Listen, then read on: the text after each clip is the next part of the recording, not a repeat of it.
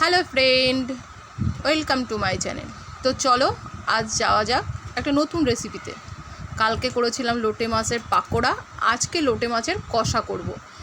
আমি যখনই লোটে মাছ রান্না করি সেগুলো ভেঙে পুরো গুঁড়ো গুঁড়ো হয়ে যায়, তো আমি ভাবছি আজকে একটু নতুনত্বভাবে রান্না করে দেখি। তার জন্য একটু তেলটার পরিমাণটা বেশি নিয়েছি। তো দেখো এখানে আমি লোটে মাছগুলো নিয়ে একে একে করে ছেড়ে দিয়েছিলাম, সেগুলো ভেজে তুলে নিয়েছি। এবার তেল কিছুটা কমিয়ে রেখেছি, তার ভেতরে আমি খানিকটা তেল তুলে নিয়েছি, তার ভিতরে মশলা দিয়েছি, সেগুলো তো তোমাদের বললাম। বাটির যে মশলাটা দিয়েছি আমি একসঙ্গে পেস্ট করে রেখেছিলাম, সেটা পেঁয়াজ, রসুন, আদা, কাঁচা লঙ্কা, একটা টমেটো দিয়ে সেটাকে ভালো করে একটু কষিয়ে নিয়েছি। নিয়ে এবার হলুদ লবণ দিয়ে এটাকে ভালো করে কষিয়ে নেব।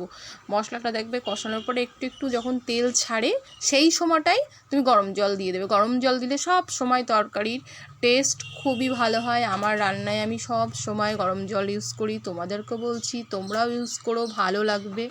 একবার করেই দেখো, যদি না ভালো লাগে তখন তোমরা বলবে।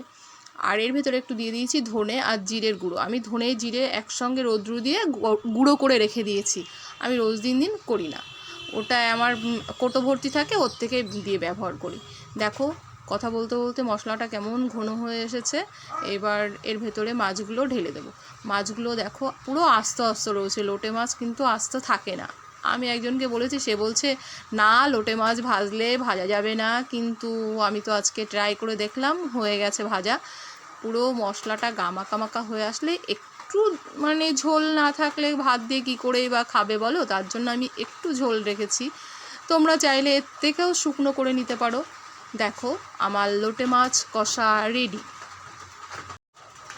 পুরো মাছটা আমি একটা প্লেটের মধ্যে তুলে নিয়েছি, তার মধ্যে একটা লাল আর একটা সবুজ লঙ্কাও ফেলে দিয়েছি।